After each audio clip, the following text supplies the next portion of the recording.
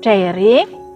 Setelah makan malam, kegiatan pun dilanjutkan untuk persiapan acara api unggun. Inilah momen yang biasanya ditunggu-tunggu para peserta camping. Para siswa mulai berbaris rapi sesuai kelompok regunya di sekitar tumpukan kayu yang akan digunakan untuk api unggun. Namun, belum juga api unggun dinyalakan. Assalamualaikum warahmatullahi wabarakatuh. Halo Elin Story Lovers, apa kabar kalian semua? Semoga selalu dalam keadaan sehat, dimudahkan segala urusannya dan dilancarkan rezekinya, serta dijauhkan dari segala musibah, bencana dan mara bahaya yang ada di dunia ini. Sebelum kita lanjut ke dalam story, jangan lupa subscribe, like, komen, dan share. Dan aktifkan tombol loncengnya agar kalian tidak ketinggalan dengan story-story yang terbaru. Open Diary.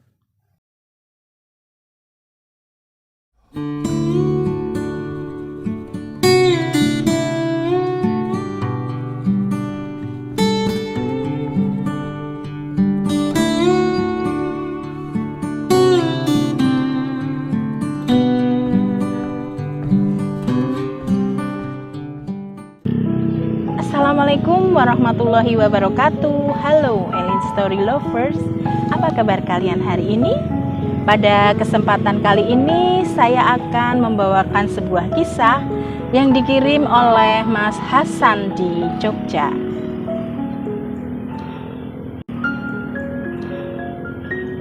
Diary. Bagi anak-anak sekolah baik SD, SMP maupun SMA, kegiatan pramuka bukan hal yang asing. Hampir setiap sekolahan bisa dipastikan menyelenggarakan kegiatan ekstrakurikuler yang namanya pramuka. Meskipun di sekolah-sekolah berbasis agama namanya berbeda. Di sekolah Muhammadiyah misalnya, di sana juga diselenggarakan kegiatan pramuka dengan nama Hizbul Waton.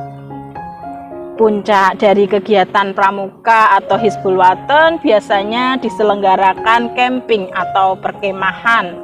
Terkadang ada yang diselenggarakan pada hari Sabtu sampai Minggu, sehingga dinamakan persami.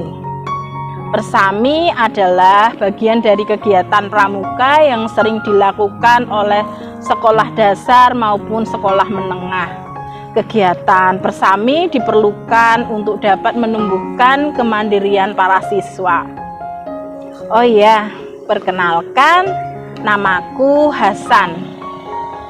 Saat ini aku bekerja sebagai guru di sebuah SMP di kota Jogja.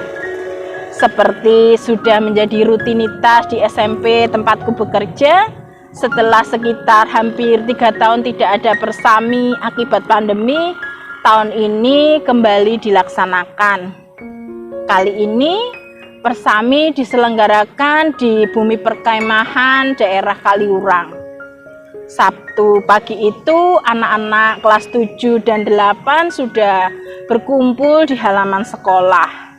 Beberapa mobil pickup sudah penuh berisi barang-barang siswa dan juga peralatan perkemahan seperti tenda dan tongkat.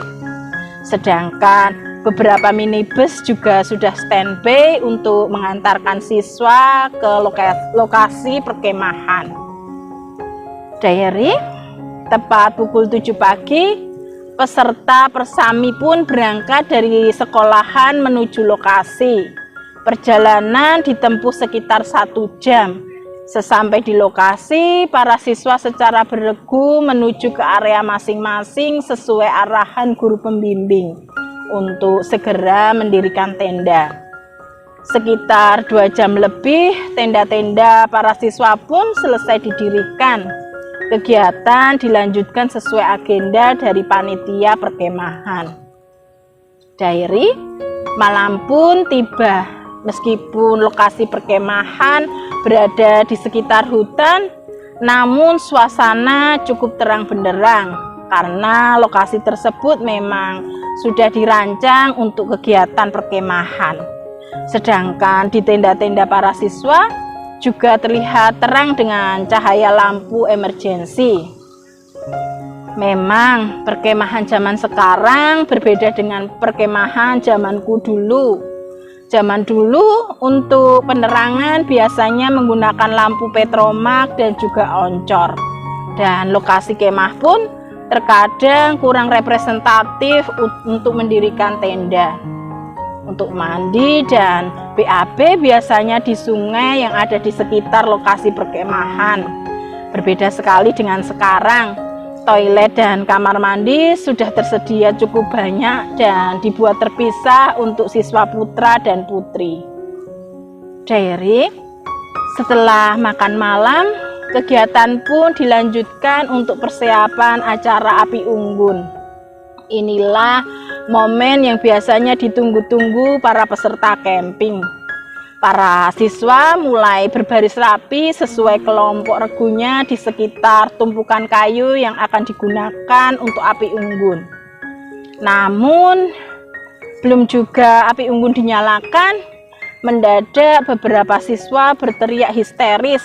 Ada yang teriak-teriak sambil menjambak rambutnya sendiri, ada juga yang berguling-guling di tanah.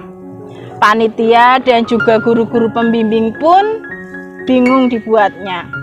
Aku pun segera memanggil Pak Ma'ruf yang kebetulan saat itu masih berada di tenda guru. Pak Ma'ruf adalah guru agama. Beliau dulunya adalah alumni pondok pesantren ternama di Jawa Timur.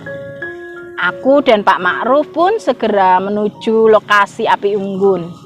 Sesampainya di lokasi api unggun, Pak Ma'ruf terkejut bukan main. Astagfirullah, bagaimana bisa siswa-siswa itu kesurupan, ucap Pak Ma'ruf. Kesurupan? Benarkah itu Pak Ustadz? Tanyaku pada Pak Ma'ruf keheranan. Dalam keseharian di sekolahan, aku biasa memanggil Pak Ma'ruf dengan sebutan Pak Ustadz. Betul Hasan, ada banyak sekali makhluk astral di sekitar tempat ini, jawab Pak Ma'ruf. Di sekolahan, Pak Ma'ruf memang sudah terkenal memiliki indera keenam yang tajam. Beliau bisa melihat makhluk-makhluk tak kasat mata yang tidak bisa dilihat oleh mata orang biasa. Dan semakin lama, jumlah siswa yang kesurupan semakin banyak. Sejenak, Pak Ma'ruf terlihat diam sambil memejamkan mata. Sesaat kemudian Pak Ma'ruf mulai mengobati siswa-siswa yang kesurupan itu satu persatu. Siswa-siswa yang kesurupan itu diusap wajahnya oleh Pak Ma'ruf dan mereka pun mulai tersadar. Diary, setelah semua tersadar, semua siswa peserta kemah kemudian diminta berkumpul.